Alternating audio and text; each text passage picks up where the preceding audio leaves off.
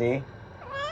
呢隻新嘅木薯貓砂，跟住咧一半呢個，一半正常嘅豆腐貓砂。跟住本身我哋就有用開呢隻韓國嘅貓砂，幾好用嘅，但係冇貨，所以就買呢隻試下。有啲呢隻貓砂咧，我覺得咧佢有個好處咧，其實真係唔係好黐盤嘅，即係佢唔會黐到一嚿嚿咁樣，即係咁樣咁樣掛起咧，佢都係唔會黐住個盤。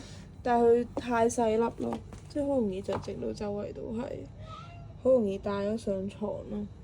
呢隻貓砂有個好處咧，因為佢細粒嗰啲咧會沾晒上啲屎度嘛，所以其實佢冇咁容易沾污咗成盤嘅貓砂咯。